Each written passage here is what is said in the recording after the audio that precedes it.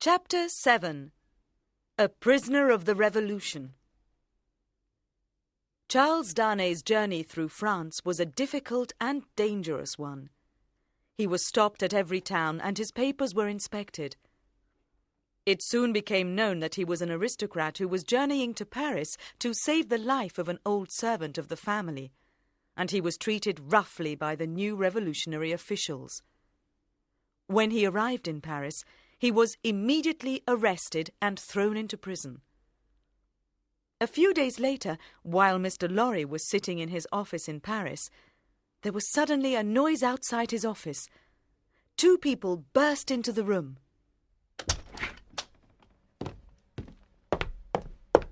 Lucy! He cried in astonishment.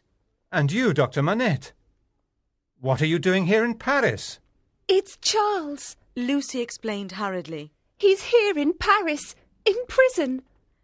Then she explained why Darnay had come to France and how he had been arrested. It's all in the letter he left for me before he came here, she explained. We must save him, she cried desperately. Dr. Manette spoke now. His voice was strong and firm. I have great influence here, he said calmly. Everyone knows that I've been a prisoner in the Bastille. They'll listen to me, and I hope they'll let Charles go. Dr. Manette left immediately for the prison where Charles was being held. He found the situation there extremely dangerous and chaotic. A lot of prisoners had been murdered by the crowd, and a revolutionary tribunal had been set up by the authorities for trying those who had survived. This was the time when the guillotine was introduced as the preferred form of execution. Hundreds of people were executed, and the dreaded tumbrils carrying aristocrats to their death could be heard on the Paris streets every day. It was a time of fear and terror. In the days and weeks that followed, Dr. Manette worked hard to save his son-in-law. He went before the tribunal and explained who he was and how he had been held in the Bastille for 18 years without trial. Once the tribunal knew his history, he was regarded as a friend of the new authorities. They treated him with great respect, but little was done to free Lucy's husband, who was always angrily referred to as Evrémonde. Months went by, and Dr. Manette went to the tribunal every day to plead his case. Finally, the doctor returned to Mr. Lorry's house one night in a mood of great excitement. I think I've succeeded, he told Lucy. Charles is going to be moved to another prison tomorrow, and then his trial will take place before the tribunal. He looked tenderly at her. Don't be frightened, my dear. They'll free him, I'm sure of it. Outside in the street, they could hear the sound of wheels. They both listened, knowing what the noise meant. More tumbrils carrying people to the guillotine. I must speak to Mr. Lorry, the doctor said quickly. Mr. Lorry had been sitting in his office with a visitor from England when he heard the voices of Dr. Manette and Lucy. His visitor was Sidney Carton. The lawyer did not want to be seen by the doctor or his daughter because he wanted to keep his presence in Paris a secret for a while. He signalled to the banker to go out to the doctor and Lucy. Chapter 9. Sidney Carton Plays Cards. Jerry and Miss Pross did not know that Charles Darnay had been rearrested by the court. They were walking through the streets together, planning what they should buy at the market. Miss Pross carried her shopping bag with her and looked cheerfully into the shop windows as they went along. They went into a wine shop and placed their order. As they waited, Miss Pross looked around the shop at the other customers. Suddenly, she gave a scream and clapped her hands together. Oh, Solomon! She cried, rushing up to a man who was standing by himself in the shop. Solomon, my own brother! What's the matter? The man asked. Then he looked at her and went very pale. Don't call me Solomon. he whispered fiercely. Do you want to be the death of me? Brother! Cried Miss Pross again. The man gave her a frightened look and hurried out of the shop. He made a sign to Miss Pross to follow him into the street. What do you want?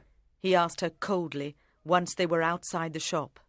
How can you talk to me like that? Miss Pross exclaimed sadly. Haven't you got any feelings for me at all, Solomon? The man hastily kissed her. Now go away. He said roughly. I'm an official here, and you're putting me in great danger. If people knew that we were brother and sister... Jerry had been silent up to now, but he had been studying the man very carefully. What's your real name? He asked the man thoughtfully. Is it John or is it Solomon? She calls you Solomon, but I knew you as John. And your second name wasn't Pross when you were in England. What do you mean? I remember you see. Jerry said slowly. You were a witness at an Old Bailey trial. You were a government spy and you gave evidence against the prisoner. You were called John something. I remember the John part all right, but I don't remember the rest. What was it? Barsad. A voice uttered quietly. That's the name! Jerry shouted excitedly. He turned to see who had spoken and found himself facing Sidney Carton. Don't be frightened, Miss Pross. Carton said quietly. I arrived today. I'm staying at Mr. Lorry's. The young lawyer looked at Miss Pross's brother with anger and contempt. I'm sorry about your brother, though.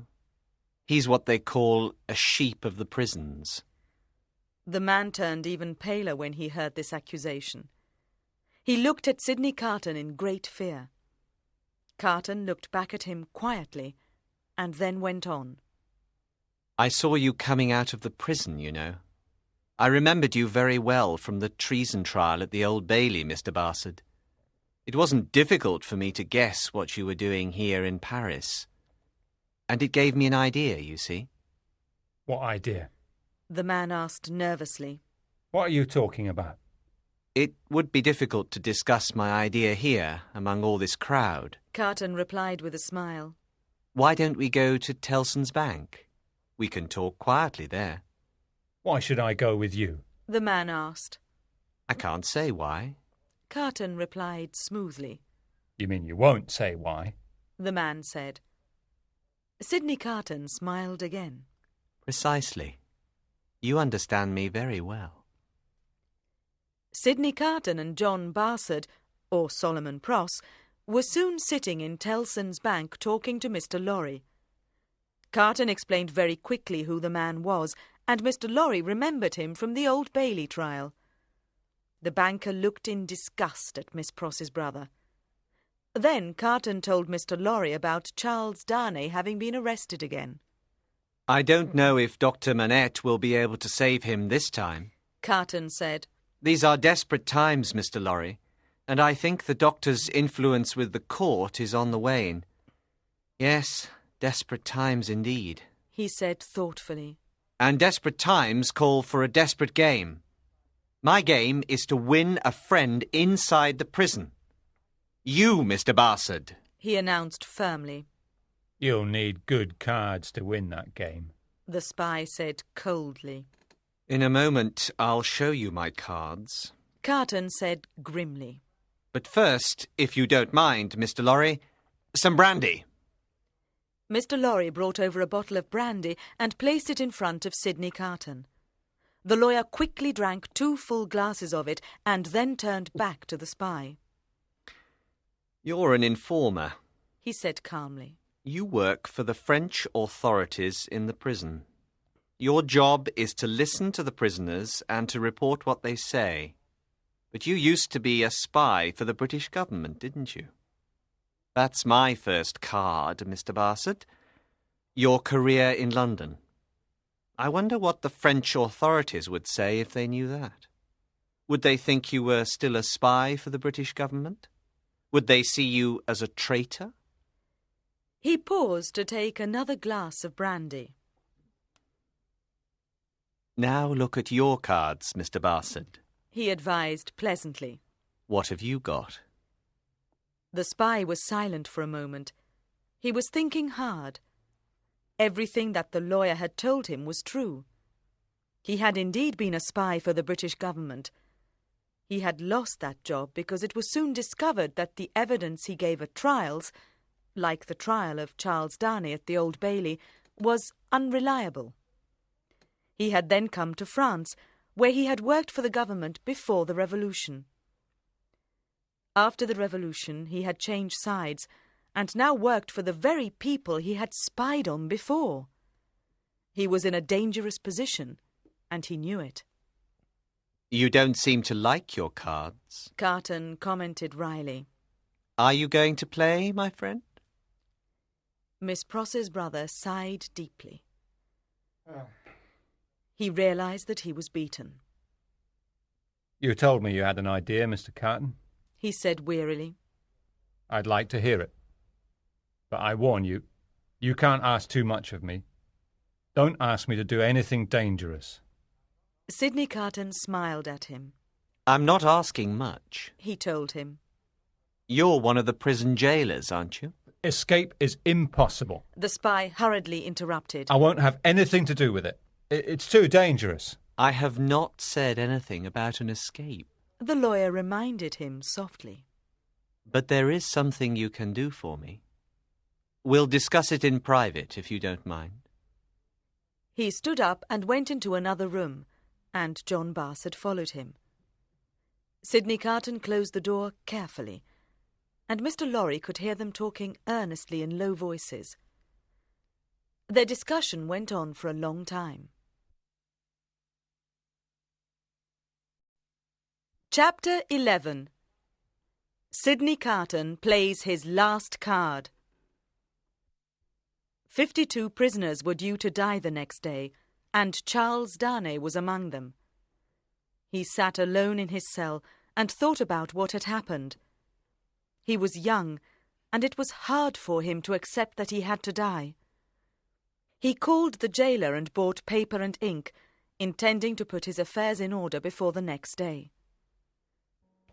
He wrote a long letter to Lucy, assuring her of his love. He explained that he had known nothing about her father's imprisonment and nothing about what his father and uncle had done to the young peasant girl and her family. He told Lucy to comfort her father for the disaster that had overtaken them and to look after their daughter. Then he wrote to Dr. Manette. He told the doctor that he did not consider him in any way responsible for his death. He finished writing these letters and then lay down to sleep. He woke early the next morning and began to walk around the cell restlessly. He had never seen the guillotine, and he wondered what it looked like and exactly how he would be tied to it. The hours passed quickly. He heard 9 o'clock strike and knew he would never hear it strike again. Then the clock struck 10 and 11 and 12. Just after 1 o'clock, he heard footsteps outside in the corridor. The key was put in the lock and turned. Then he heard a voice whispering quickly in English. He's never seen me before. Go in alone. Be quick. The door opened, and Sidney Carton came into the cell. He put his finger to his lips to show that he wanted Darnay to remain silent. Then he stepped forward and shook the prisoner's hand eagerly. Are you a prisoner too? Darnay asked him in dismay. No. I have influence with one of the jailers here, that's all. I've come from your wife. She has a request that she wants you to grant. What is it?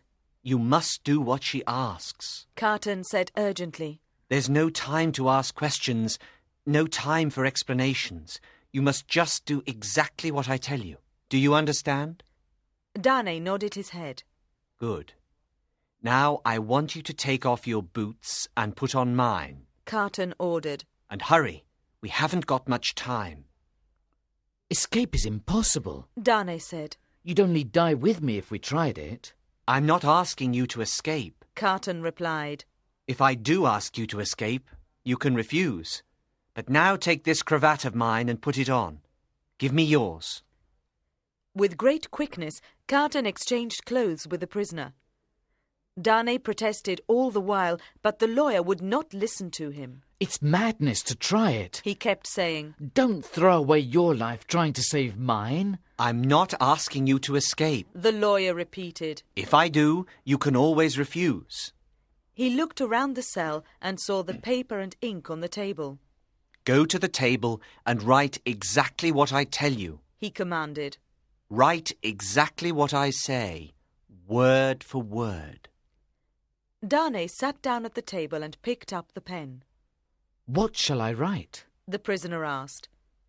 Carton began to dictate the letter. If you remember a conversation we had a long time ago, you will understand this when you see it. As he dictated, Carton's hand moved into his jacket pocket and he took out a handkerchief. Suddenly, he placed this handkerchief over Darnay's mouth and held it there tightly. The prisoner struggled for a few seconds and then his head fell forward onto the table. He was asleep. Carton went to the door of the cell and called softly. Come here. John Barsad entered the cell. He was very nervous and frightened. You see? Carton said, pointing to the unconscious Charles Darnay. Your danger is not so very great. And will you keep your word? Barsad asked. Are you really determined to die for him, Mr. Carton? I'll keep my word, the lawyer said firmly. No one will know that it's me who goes to the guillotine, and not Darnay. Now go and call for help, he ordered. Tell the jailer that Darnay's visitor was overcome with grief when he saw his old friend and has fainted. Get the jailer to help you carry him outside. Take him to Mr. Lorry's house and put him in the carriage that's waiting there. A few minutes later, Carton was alone in the cell. There was quietness around him, and then he heard footsteps outside. Cell doors were thrown open, and harsh commands could be heard. Allez, allez! Viens ici! It was time. The jailer turned the key in the lock and gave the summons. Everyone, follow me. The prisoner left the cell and followed the jailer into a large room. All the prisoners due to die that afternoon were gathered there. He stood in a dark corner by himself, worried that someone who knew the real Charles Darnay would see that he was an impostor. He had been standing there for a few moments when a young girl came up to him. She peered at him in the darkness. It is me, Citizen Evremond, she said. I am the seamstress you met in the other prison. He bowed his head in greeting. May I ride with you, Citizen Evremond? The girl asked humbly. It would give me courage to hold your hand. She raised her eyes to look into his face. Suddenly, she gave a gasp and stepped back in confusion. Her eyes were wide open and she turned white. Carton put his finger to his lips. Are you dying for him? She asked. And his wife and child, the lawyer said. The seamstress gazed at him, lost in admiration. Let me stand by you and hold your hand, she begged. Carton put out his hand. To the end, he promised firmly. While the prisoners waited for the tumbrils that would carry them to death, a carriage left Mr. Lorry's house. The carriage drove to the gates of the city. Papers! A voice cried. The papers were handed over and the guard read them. Dr. Manette. Which one is he? Mr. Lorry pointed to the old man. And his daughter Lucy. Where is she? Mr. Lorry pointed again. Is this the child, Lucy? Mr. Lorry nodded. Sidney Carton. Which one is he? Mr. Lorry pointed at a figure lying in the corner of the carriage. Forward.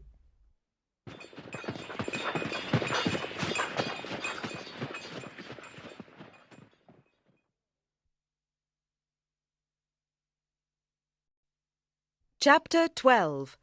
A Flash and a Crash.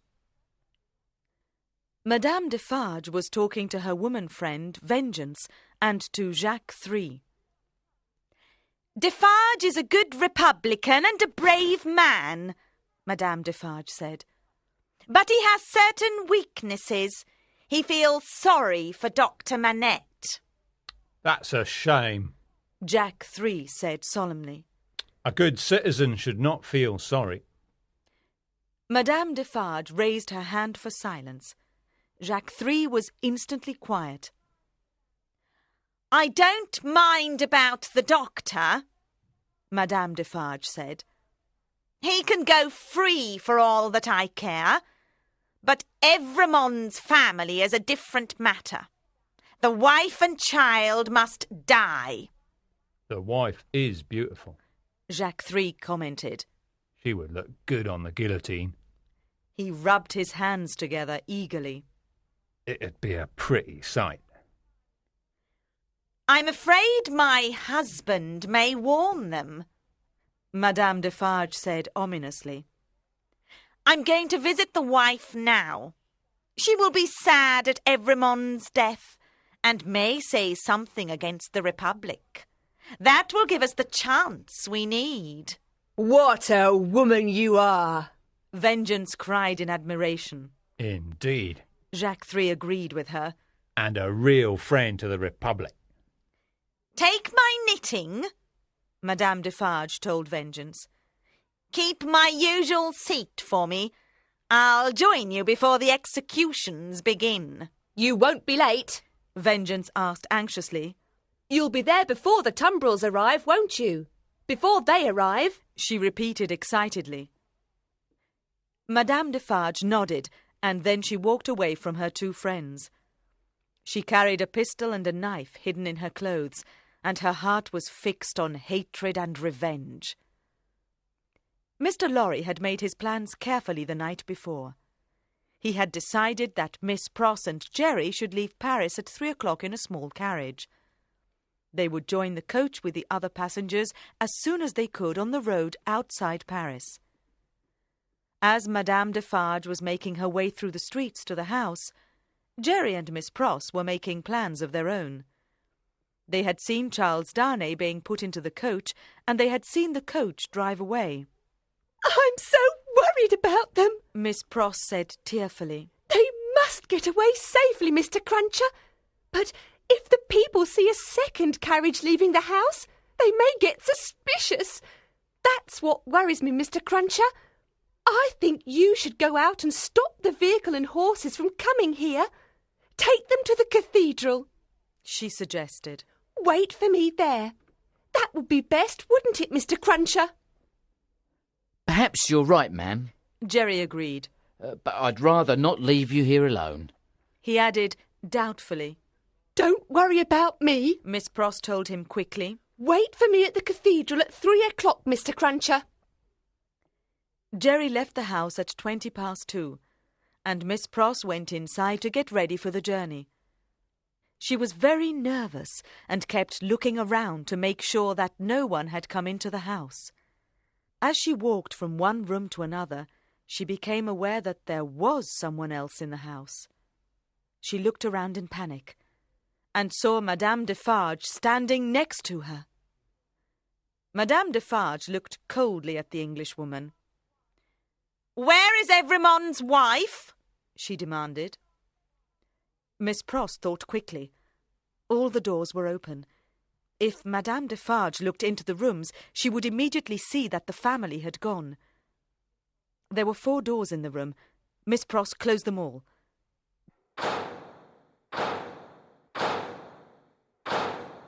Then she stood with her back to the door that had been Lucy's bedroom. Madame Defarge watched Miss Pross suspiciously. The two women stared at each other with instinctive distrust. You might be the wife of Lucifer, Miss Pross commented. but I am an Englishwoman. You won't get past me. Madame Defarge knew that Miss Pross was devoted to the family. For her part, Miss Pross knew that Madame Defarge was the family's enemy. "I'm on my way to the executions," Madame Defarge said. "I have come to say hello to Evremon's wife. Where is she?" I know you're an evil woman, Miss Pross replied. but I'll fight you to the end. Each woman spoke her own language, and neither of them understood a word of what the other said. They looked at each other with defiance and hatred, and they did not need words to understand that a terrible battle was going on between them. "Evremon's wife should not hide herself away from me," Madame Defarge said. "It could be dangerous for her to hide. People might think she was an enemy of the Republic. Where is she?" I'll never give in to you. Miss Pross replied. I'll fight you to the end, you wicked woman. Madame Defarge understood from the tone of Miss Pross's voice that she was in the presence of an enemy. "Fool!" she cried out in anger. "You don't matter to me. It's Evremon's wife I want. Take me to her immediately, or get out of my way!" Madame Defarge took a step forward towards the door of Lucy's room. Miss Pross braced herself for the struggle. The two women continued to stare at each other. "Dr. Manette! Evremon's wife! Where are you?" There was no reply to Madame Defarge's sudden call. She continued to look at Miss Pross, and then Madame Defarge understood that they had gone. She ran quickly around the room and opened 3 of the 4 doors.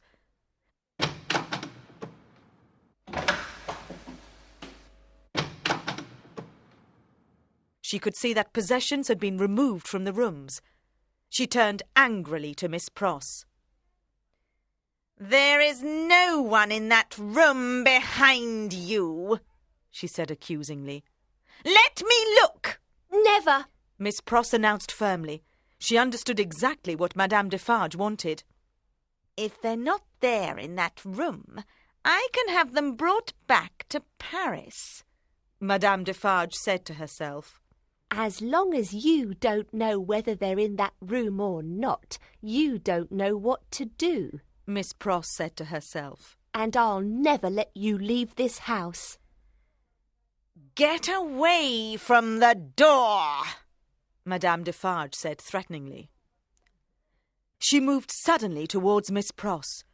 Miss Pross took hold of the Frenchwoman around the waist and held on to her tightly. Madame Defarge struggled wildly and scratched Miss Pross's face cruelly with her nails. Miss Pross continued holding her. Madame Defarge felt inside her clothing for her pistol. She drew the weapon out and prepared to fire at Miss Pross. The Englishwoman saw the pistol and knocked it out of her enemy's hand. Miss Pross saw a flash of light, and she heard a crash. Then she found herself standing alone in the room. Madame Defarge was lying at her feet. She looked down. Madame Defarge was dead.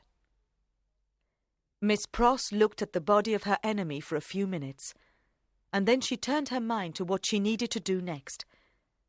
She put on a bonnet and veil that covered the terrible scratches on her face and walked out of the house.